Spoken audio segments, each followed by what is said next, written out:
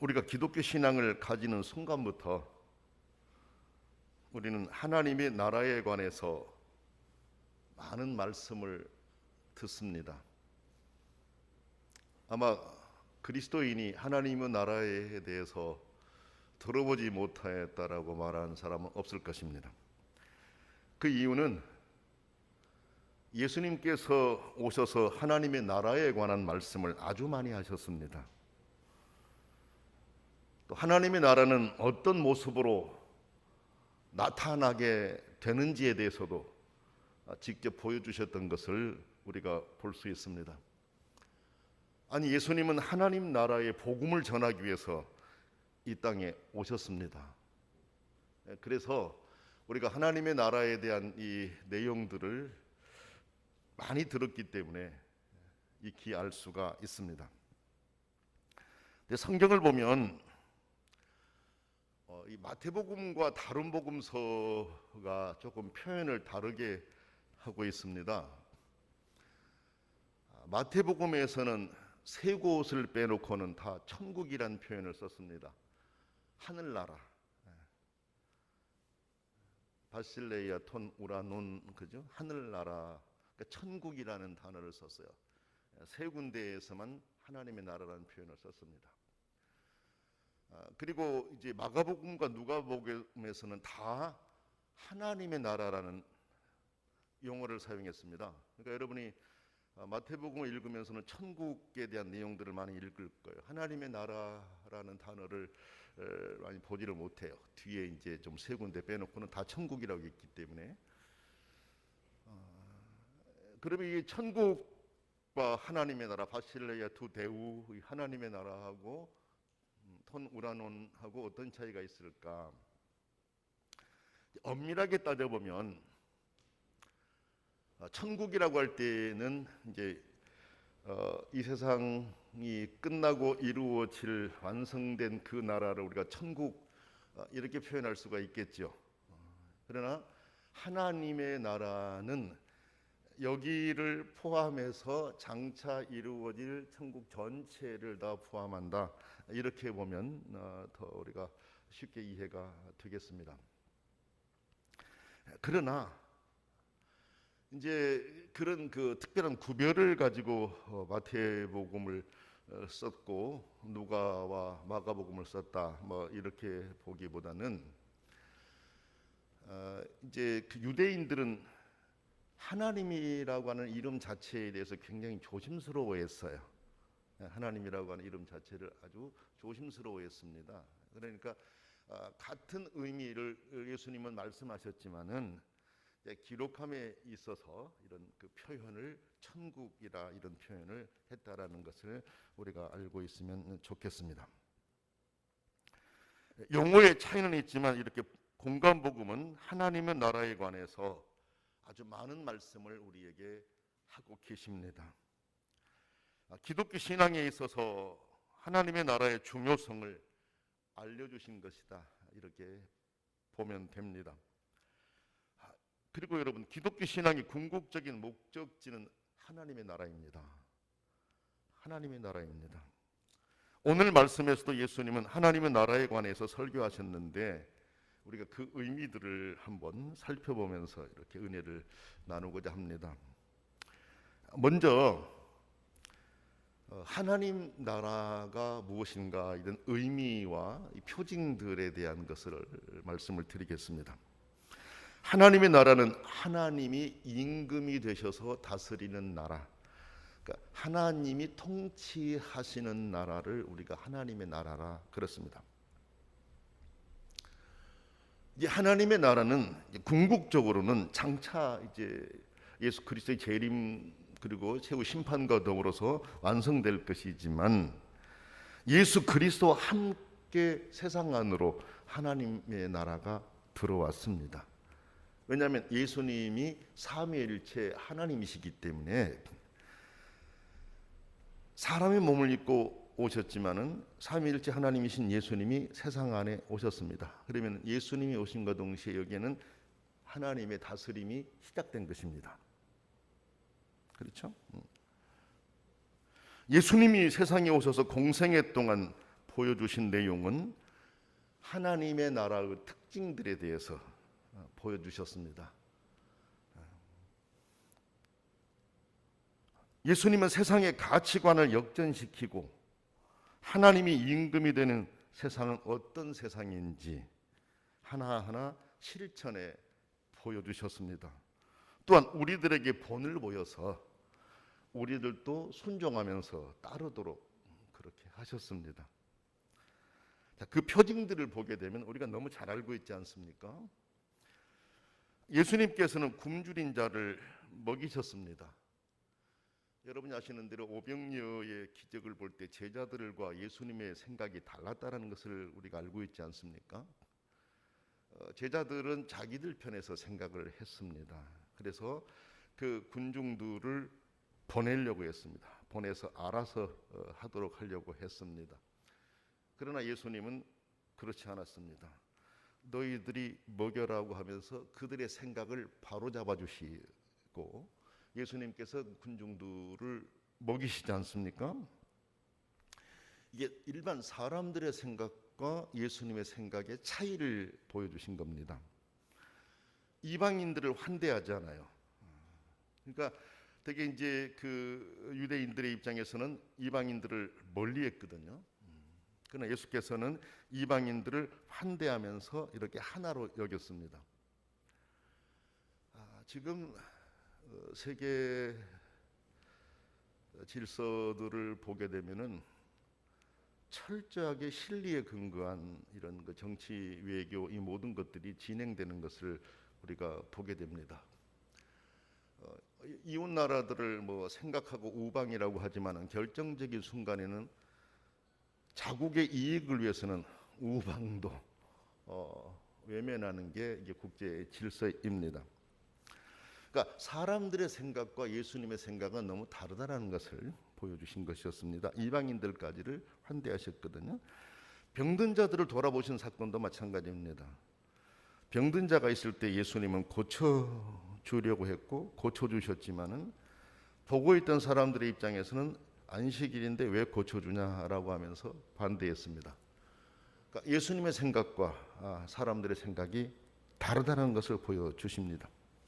어린아이들에게 관심을 베풀고 여인들에게 가르침의 기회를 주고 빚진 자의 빚을 탕감해 줌으로써 행하신 정의 안에 하나님 나라가 도래했음을 설명하며 보여주셨습니다.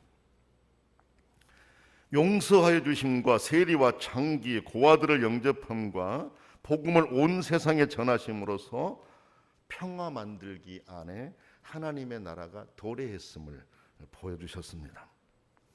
마귀를 결박하고 병든 자를 치유하시는 치유 안에 하나님의 나라가 도래했음을 보여주었습니다. 신랑의 도착으로 말미암는 큰 기쁨을 설명해 주셨습니다. 그 외에도 예수님께서 행하신 수많은 삶의 자리들 안에 하나님의 나라가 도래했음을 우리에게 보여주었습니다. 하나님의 나라는 이런 것이다 라는 것을 보여주셨다라는 말씀입니다. 자, 우리는 예수님이 보여주신 하나님의 나라의 표징들을 보면서 하나님이 원하시는 나라가 무엇이며 장차 완성될 하나님의 나라는 어떤 나라인지 이것을 기대하면서 우리는 소망 중에 바라보고 하나님을 섬겨가고 있고 또 그렇게 섬겨가야 합니다. 예수님께서 행하신 하나님의 나라는 이 세상의 가치와 전혀 다른 것이었습니다.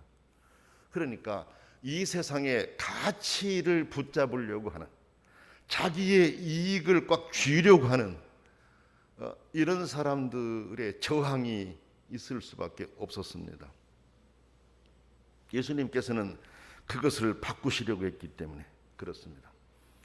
그래서 결국은 자기들의 가치를 가지고 자기들의 이익을 보호하기 위해서 예수 그리스도를 십자가에 달아서 죽게 했습니다. 그러나 하나님은 예수 그리스도의 십자가의 죽으심을 통해 오히려 성경에서 우리에게 보여주신 완전한 하나님의 나라를 우리에게 선물로 주셨고 장차 하나님의 나라를 우리에게 이렇게 주실 것이다라고 말씀하십니다. 하나님의 나라는 하나님이 임금이 되셔서 다스리는 나라, 하나님의 나라입니다. 지금 우리를 다스리는 하나님의 나라가 우리 안에 있습니다.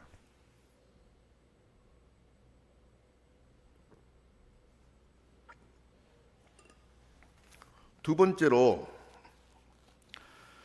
하나님의 나라는 하나님의 능력에 의해서 자란다 라고 말씀하십니다.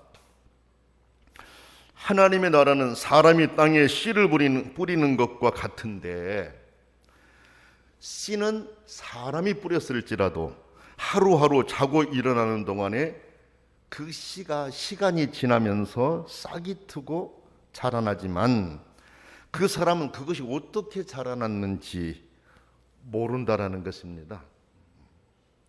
그리고 땅이 저절로 열매를 맺게 하는 것인데, 처음에는 싹이 돋고 그 다음에는 이삭이 패고 마침내 이삭의 알찬 나달이 맺혀서 곡식을 익으면 그 사람은 추수 때가 된 줄로 알고 곧 낫을 된다라고 하셨습니다. 지금이야 이러한 작용에 의해 가지고 싹이 트고 곡식이 패고 한다, 이런 과정들을 설명을 한다고 하지만은, 그러나 완벽하게 그게 다 설명할 수가 없죠.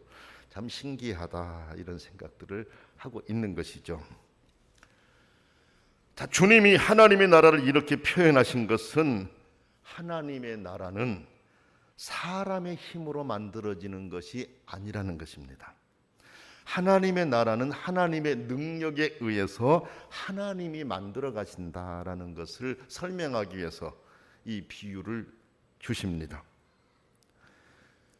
역사를 보면 여러분, 하나님의 나라를 자기 힘으로 만들어 보려고 혁명을 일으키는 이런 때가 있었습니다. 한 도시를 정하고 그 도시를 하나님의 나라를 만들어야 되겠다라는 거죠. 그런데 여러분 보세요. 그 도시를 하나님의 나라를 만들려고 하게 될 때 결국 폭력이 행해지게 돼요. 피를 흘리게 되고 싸우게 되고 그래요. 이건 하나님의 나라가 아니죠. 그렇죠? 그러니까 인간이 생각할 때 하나님이 원하신 것은 이것인데 세상은 그렇게 되지 않아, 그러니까 우리가 만들어야 돼라고 하다 보니까 결국은 폭력이 행해질 수밖에 없었어요. 만약에 예수 믿는 사람들이 하나님의 나라를 성경에서 예수님이 가르치신 대로 세상을 만들어 가야 돼, 바꿔 가야 돼, 이 생각을 가지고 행동으로 나선다라고 할 때 그런 일이 일어날 수 있어요. 하나님이 원하시는 방법과 전혀 다른 방법을 사용할 수 있다라는 것입니다.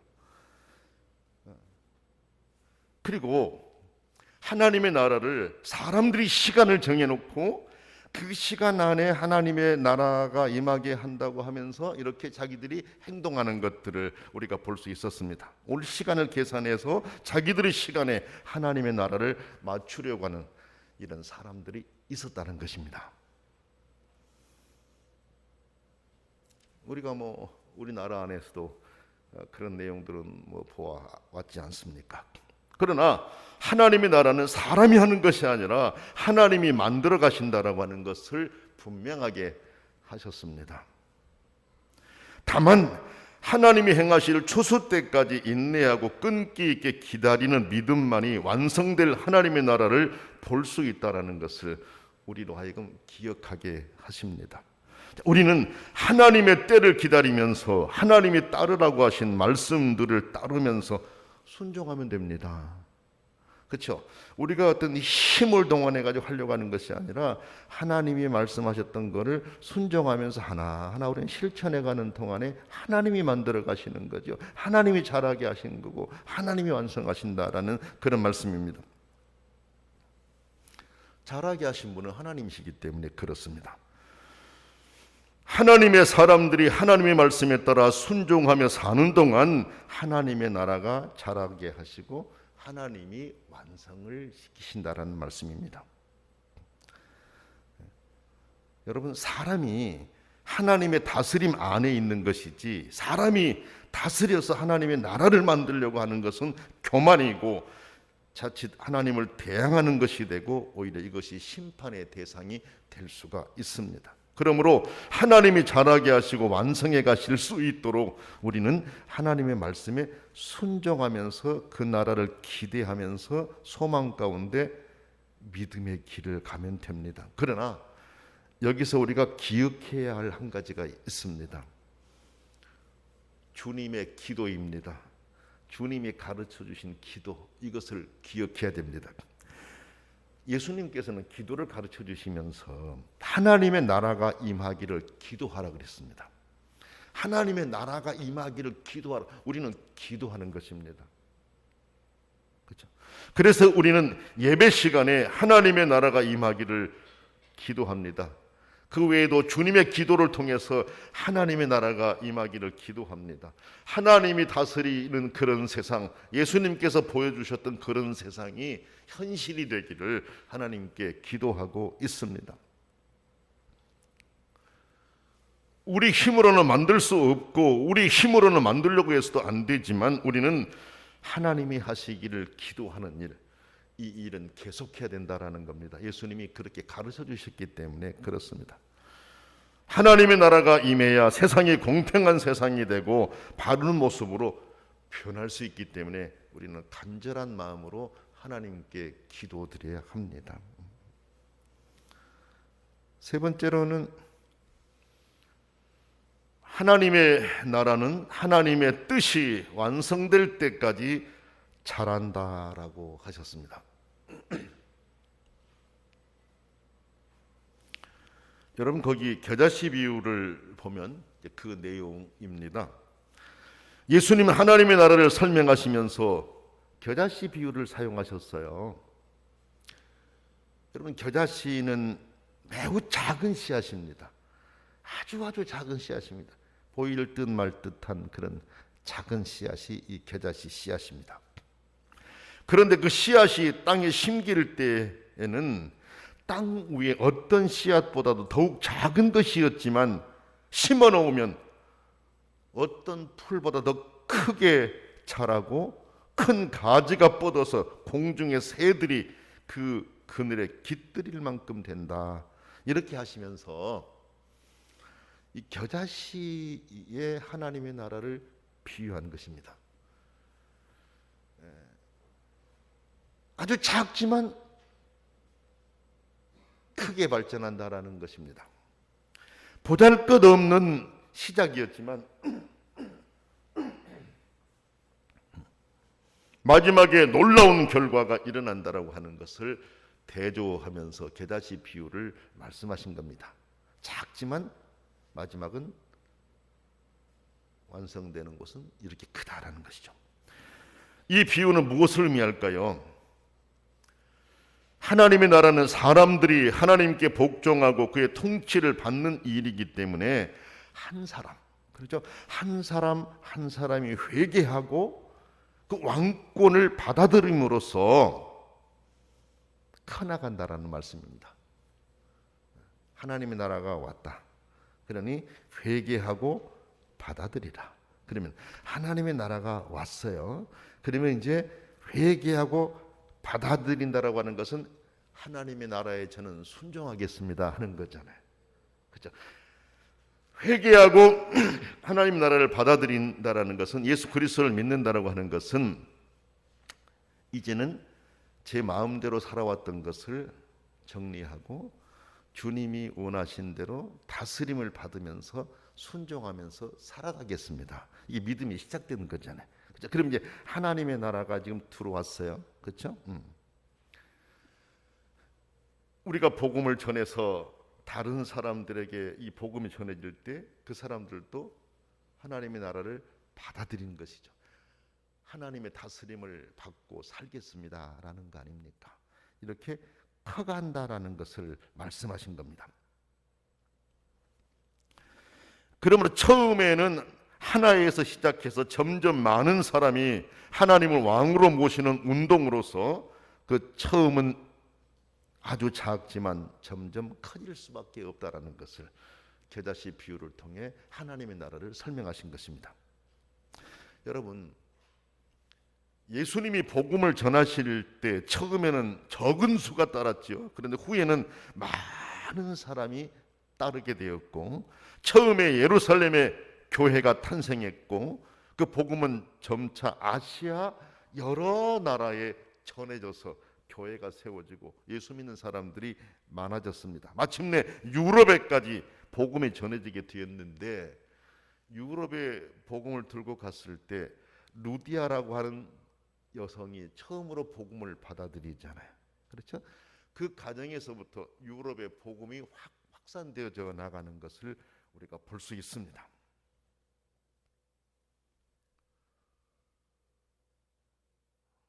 우리가 예수 믿는 이 과정을 한번 보세요. 그 가정에, 그 마을에 한 사람이 먼저 복음을 받아들여요. 그 마을에 한 사람이 복음을 받아들이고, 복음을 받아들인 사람에 의해서 가정이 복음화가 이루어지고, 그 마을이 복음화가 이루어지고, 교회가 세워지게 되고, 또 옆 지역에까지 복음이 전해지게 되고, 이렇게 하나님의 나라가 점점 커간다라는 겁니다. 하나님의 다스림을 받는 사람들의 수가 많아지는 것이죠. 하나님 말씀에 순종하는 사람들의 수가 많아지는 것이죠. 그래서 계자 12호는 그것을 우리에게 설명하신 겁니다. 승천을 앞둔 예수님께서는 예루살렘과 온 유대와 사마리아와 땅 끝까지 이르러 복음을 전하라 그랬습니다. 점점 확장되어가는 하나님의 나라를 말씀하신 것입니다, 여러분. 그렇게 될 때 이방의 모든 나라에 복음이 전해져서 하나님의 통치 안으로 들어오고 생태계까지 회복되는 하나님의 나라가 이루어지게 될 것을 말씀하신 것입니다. 그러나 여러분, 이 또한 사람이 하나님의 나라를 만들어가는 것이 아니라는 것을 기억해야 됩니다. 사람은 복음을 전하라는 하나님의 명령에 순종하는 것입니다. 그죠? 그리고 하나님의 나라는 하나님이 자라게 하십니다. 교회는 하나님의 다스림 안에 있기에 교회가 하나님의 나라이지요. 그러나 하나님의 나라는 교회에만 국한되는 것이 아닙니다. 교회를 포함한 더 크고 넓은 의미를 우리가 하나님의 나라라 그렇습니다. 장차 모든 사람이 가게 될, 믿는 사람 모두가 가게 될 영원한 나라, 이게 이제 하나님 나라가 완성이 되는 것입니다. 성도 여러분, 이 세상을 살피면서 예수님이 가지시고 오셔서 예수님이 가르치셨고 예수님께서 변화시키려고 하셨던 그 모습, 이 세상이 그렇게 되었으면 좋겠는데 이 세상은 그렇게 되지 않구나. 제자들이 예수님을 따르면서도 예수님의 의도를 생각하지 못하고 누가 높으냐, 네가 높으냐 내가 높으냐, 이런 상황이 벌어지게 되고, 심지어는 거기에 부모까지 개입해가지고, 그렇죠? 세베대 같은 경우 부모까지 개입해가지고 아들을 출세시키려고 하고 이런 상황들을 우리가 보게 되잖아요. 그러니까 예수님의 생각과 이 세상이 너무 다르게 돌아간다는 것을 우리가 보게 돼요. 다양한 부분이 있어서 뿐만 아니라 병으로 인해 가지고 세상이 온통 지금 코로나니 뭐 오미크론이니 하는 것들로 인해 가지고 얼마나 세상이 고통스러운지 모릅니다. 이때 우리가 하나님의 나라가 임하기를 간절하게 기도드려야 돼요. 그렇죠? 하나님의 다스림이 있기를 기도드려야 돼요. 그래서 사람들의 생각이 먼저 바르게 돌아갈 수 있도록, 그렇죠? 세계 모든 지도자들이 바른 생각을 해야 돼요.